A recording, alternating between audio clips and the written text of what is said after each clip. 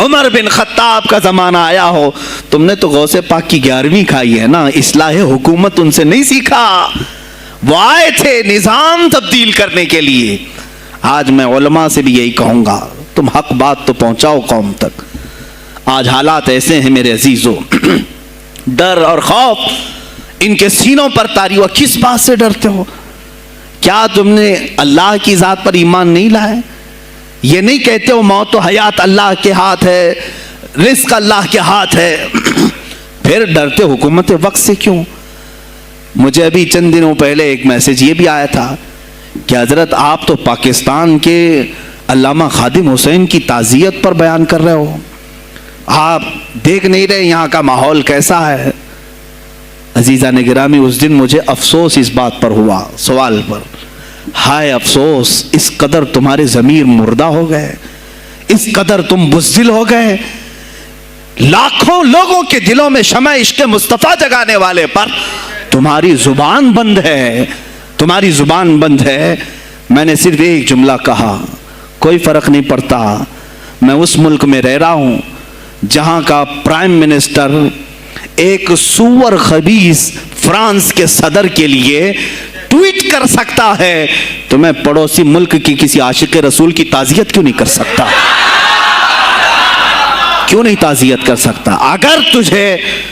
اگر ہندوستان کی تخت پر بیٹھنے والے کو فرانس کے صدر سے کوئی دلی عشق ہے، محبت ہے، تم اس کی معشوقہ ہو یا محبوبہ ہو، مجھے فرق نہیں پڑتا، لیکن اتنا ضرور ہے عاشق رسول مشرق میں ہو، شمال میں ہو، جنوب میں ہو، مغرب میں ہو، جب اس کی روح جائے گی تو ہماری بھی روح تڑپے گی۔ ہماری ڈور بندھی ہوئی ہے مدینۃ الرسول سے، میرے آقا صلی اللہ علیہ وسلم کی جو بات کرے گا وہ پھر کسی بھی ملک کا باشندہ ہو۔ تم کہتے ہو تعزیت کے لیے، ارے میرے عزیز، اگر میں سامنے ہوتا تو اس کے قدموں کی خاک میں اپنے امامے پر رکھتا۔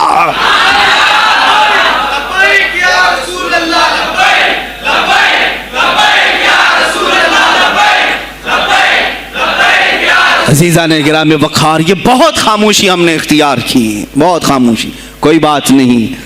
تم دیکھو گے حالات خراب ہونے کی جو شکایات آج کر رہے ہیں علماء، تم سب کے سب جاؤ گے۔ مجھے ابھی بچوں نے بتایا کوئی کانگریس کے لیڈر کا انتقال ہو گیا تو پیر صاحب تعزیت کے لیے باہر کھڑے ہو گئے، باہر آ گئے، ہم ان کی تعزیت کرتے ہیں۔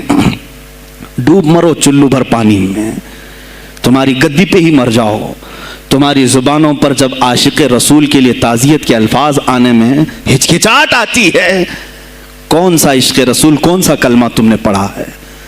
غوث پاک کی اگر تمہارے اندر ذرا برابر بھی نسبت ہے تو میں کہوں گا میرے عزیزو، سلطان الاولیاء غوث پاک عاشق رسول ہی نہیں، فنا فی الرسول تھے۔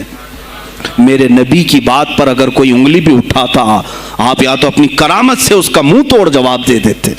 کسی عیسائی نے صرف یہ کہا تھا میرے نبی عیسیٰ افضل ہے، وہ مردوں کو زندہ کرتے تھے، آپ کو جلال آیا، کہا محمد افضل نہیں ہے اس لیے کہ وہ مردے زندہ نہیں کرتے تھے، آپ اس کا ہاتھ پکڑ کر قبرستان لے گئے۔ میرے نبی پر بات کرتا ہے، میں تجھے زندہ کر کے دکھاتا ہوں، اپنی کرامت سے مردے کو زندہ کر کے دکھایا۔ اب بول کون افضل ہے، عیسیٰ افضل ہے کہ میں افضل ہوں؟ تو نے تو عیسیٰ علیہ السلام کو مردے زندہ کرتے دیکھا تو نہیں، لیکن عبد القادر کو سامنے دیکھا۔ غوث پاک نے کہا میں اپنا موازنہ عیسیٰ علیہ السلام سے نہیں کرتا ہرگز، لیکن یاد رکھنا میرے نبی پر اگر زبان کھولے گا تو عبد القادر اپنے قدم سے اس کو جواب دے گا۔ وہ جواب دیتے، آپ کی زندگی ناموس رسالت کی حفاظت کے لیے گزری ہے۔ سلطان الاولیاء